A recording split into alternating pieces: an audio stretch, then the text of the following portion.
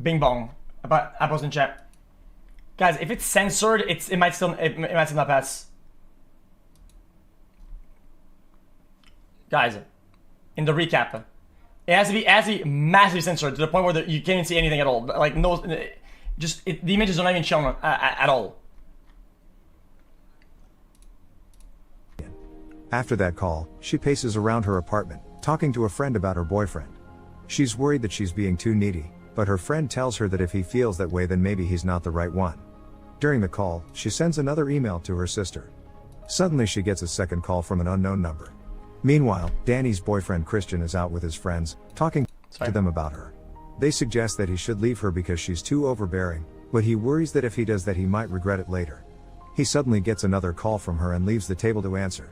Christian picks up the phone, only to hear her screaming and crying on the other side of the line.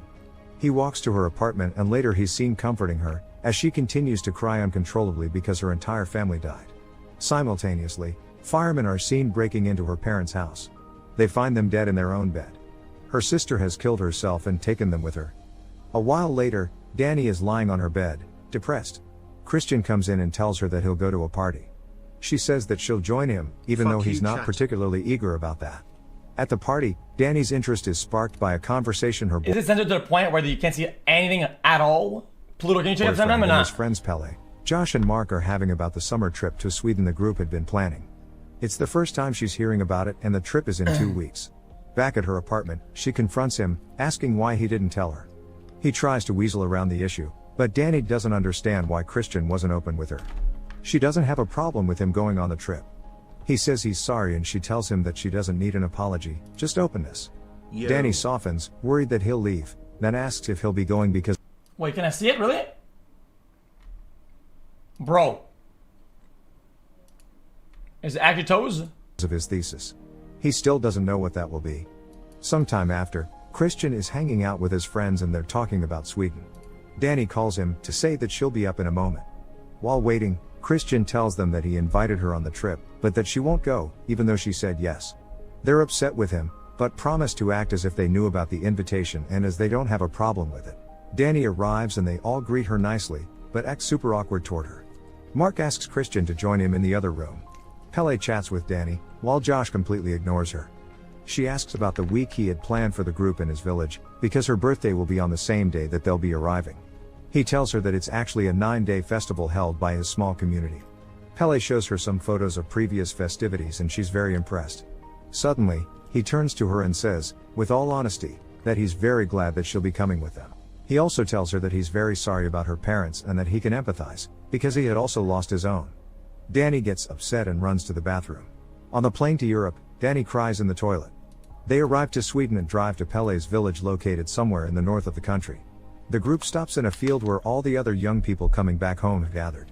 Pele is greeted by his brother Ingmar, who 7:20, 9:30. Bro, what?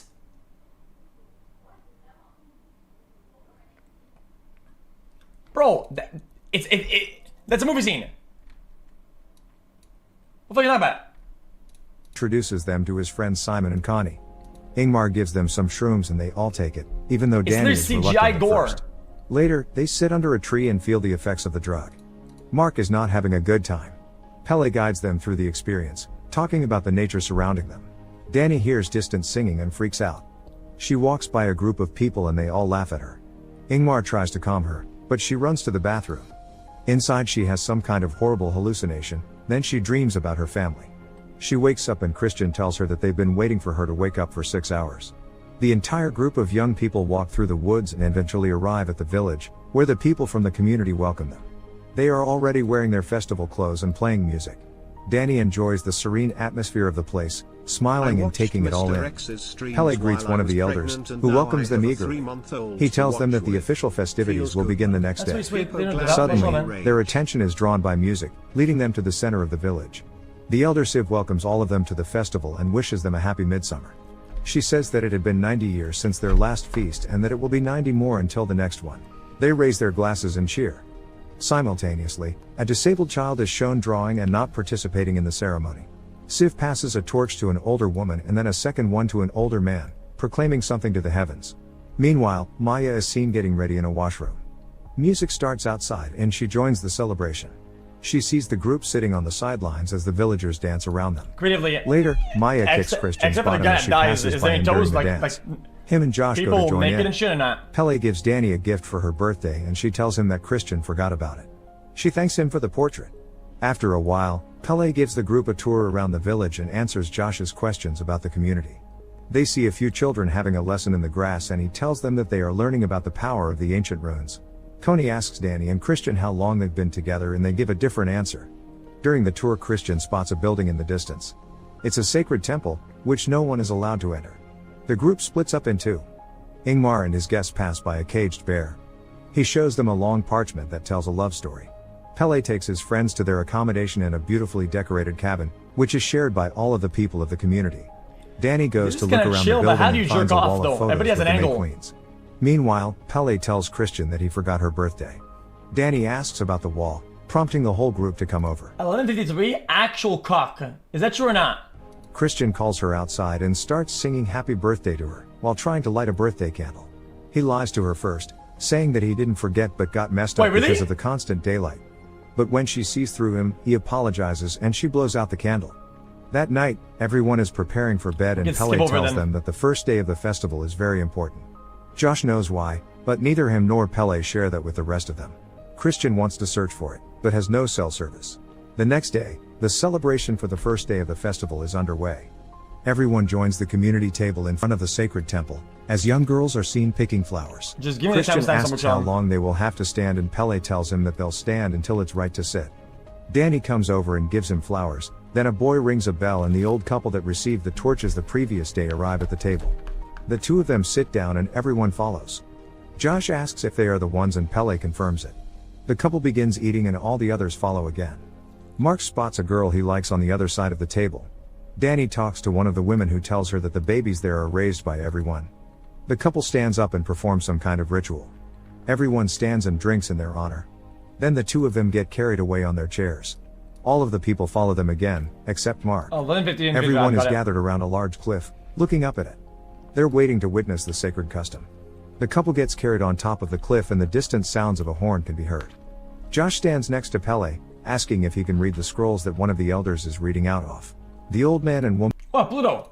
We have toes, man! What is wrong with you? Pluto, I've seen the movie. Women get their hands sliced open and they paint their blood over some ancient runes. The woman appears on the top of the cliff first. Dude. Pluto is out here saying he's disappointed, and I thought he was disappointed because I'm doing TOS shit, I'm gonna get banned. I read his log, he says, if you haven't seen the movie, you should watch it. I'm disappointed you're not gonna watch the movie, motherfucker. Motherfucker. Who the fuck is you, man? She jumps and crashes on the ground. Danny is completely shocked. Ingmar tries to calm Simon and Connie, who are beside themselves. Then the man appears on the cliff as well. He jumps, but falls on his feet and doesn't die. He gets beaten to death with a wooden hammer. The foreigners are freaking out and Siv explains the custom to them. She wants them to understand that it is a great joy for them and that when it's her turn it will be a great joy for her too. Siv says that they give their life away before it can spoil. Then she turns to Danny and says that it is not good to dodge the inevitable, since it corrupts the spirit. The community is walking back to the village and the foreigners are running up front, with Danny ready to fall apart. Christian comes back to the cabin and finds Josh there, working on his thesis. He tells him that he's decided to make his thesis on the village as well. Josh is angry because Christian already knew he was going to write his thesis on what was that? the Midsommar festival. He tells him to find his own subject and passion, not take his. But Christian is adamant. He offers him to collaborate on the thesis or do separate ones on the same subject. Josh goes to talk to Pele immediately, but he tells him that it doesn't matter what either of them want to write about because the elders are very protective of their rituals and they won't allow them to write about the village. He tells him that he'll talk to the elders to get him off his back. Meanwhile, Danny is packing frantically, but Pele comes over to talk to her. He apologizes, saying that he wanted to share this experience with his friends. She tells him that she doesn't understand anything and Pele says that he was most excited for her to come. He tells her that he understands what she's been going through, because he lost his parents in a fire when he was young. Yet he found a new family in the community and he wants to give that to her, because she deserves a real family. Later that day, the bodies of the old couple get disposed off in a ritual way. Oh God. Christian checks on Danny, but she asks if he was even disturbed by what they saw. He says that he was, but that it's a matter of cultural differences and that they should try to acclimate to the ways of the community. That night she asks Josh for a sleeping pill, but she's still just woken up by noises in the middle of the night. All of the beds around her are empty, so she follows a few people outside. Then she sees Christian and his friends leave. She screams and images from the ritual appear in her mind, one after the other, until an image of her family appears in the foot of the cliff. She's actually having a nightmare. Maya is actually awake. She goes over to Christian's bed.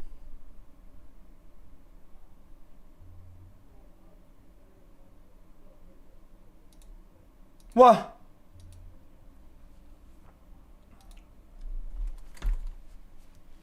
Skip this? Up to what time?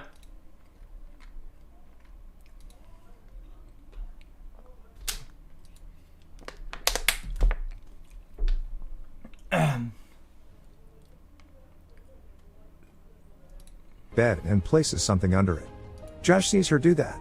On the second day of the festival, Danny is the only one to sleep late. Pele is gardening when Mark and Josh approach him. He tells Josh that he can write his thesis, but that he can't use any real names or the location. He also has to collaborate with Christian. Josh asks him about the thing that Maya left underneath Christian's bed and Pele tells him that it's a love rune. Christian joins them and Pele gives him the news about the thesis and tells him that Maya seems to like him. Suddenly, they hear a man screaming and running toward Mark, who's taking a piss over a dead tree. The man goes after him, but the others stop him, as Pele takes Mark to the side and explains that he peed on the ancestral tree that has a lot of meaning for them. Connie runs into the cabin and tells Danny that her and Simon are leaving. One of the elders comes over and tells her that her fiancé has already left and that he'll meet her on the train station. She can't believe that he would leave her and gets horribly upset. Danny tells Christian about Simon, but he doesn't seem terribly concerned and continues his conversation about approval of mates within the community. The man tells him that they often need to invite people from the outside. Danny gets invited by one of the women to cook with them. She gives her an apron and they tell her that they are making meat pies. Maya makes a special one. Meanwhile, Josh has a conversation with one of the elders about their sacred scrolls. The scrolls always have blank pages near the end, because they are ever changing.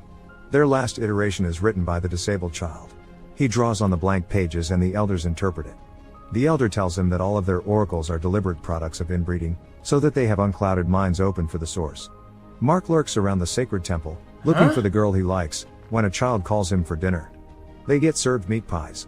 Danny asks if anyone has seen Connie and one of the villagers tells her that he drove her to meet Simon at the Hey, her drink is even color though. Station. Danny doesn't understand how he could have left her like that and comments that she could see Christian doing that. The man that got upset about Mark pissing on the tree is still angry about it.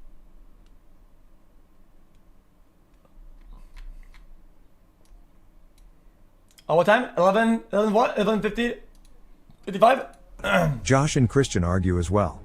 He takes a bite out of the pie and finds a pubic hair in it, then looks at Maya. Mark gets called away by the girl that he likes. That night, Danny asks Josh for another sleeping pill. Later, he runs over to the cabin where the scroll is kept and starts taking pictures of it. Mark catches him doing it, but as Josh moves closer to him he sees that there is something wrong. Suddenly, he gets hit over the head. The disabled child approaches the unconscious Josh wearing Mark's face. Is there more now? I'm at 12 now. We good?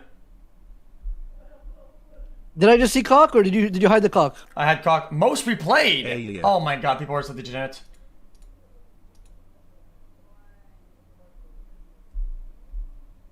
Yo, creatively, you pre-watched timer? We're still good? Is he gonna show cock again? Because his cock was literally out. The guy had literally a pants with a hole, and the caca was outside the hole. Christian wakes up the next day and sees that Josh is gone from his bed. At breakfast, Danny asks about Mark and Josh, but he says that he's not too concerned. One of the elders proclaims that the scroll had been stolen and asks that it gets returned safely. After breakfast, two of the elders approach Christian and Danny, saying that it's suspicious that two of their friends ended up missing the same day. Christian throws Josh under the bus, but Pele says that he feels responsible. Danny is sent off with the other women and Christian has to go to meet with Siv. A special tea gets prepared for the young women of the village, which Danny drinks as well.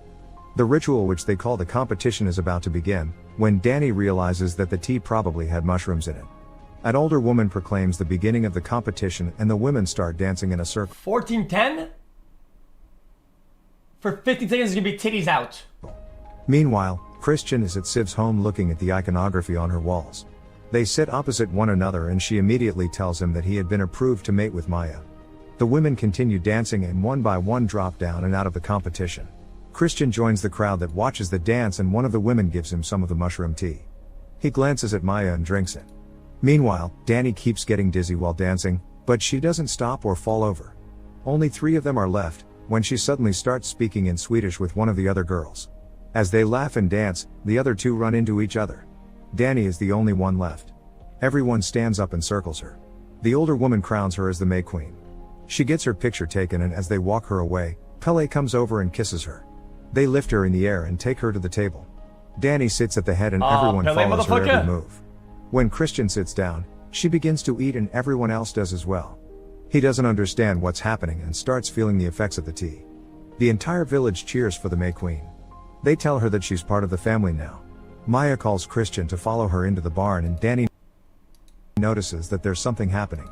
Siv tells Danny that she has to bless their crops as the queen and doesn't allow Christian to come with her. She enters a carriage, being pulled by some of the young women from the village. As she's driven away, Christian gets asked to go to the barn again as the rest of the villagers stand for him.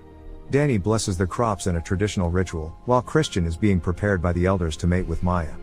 They drug him again and lead him in, where the girl is waiting for him together with other women. Danny is still performing the blessing ritual. Is there more?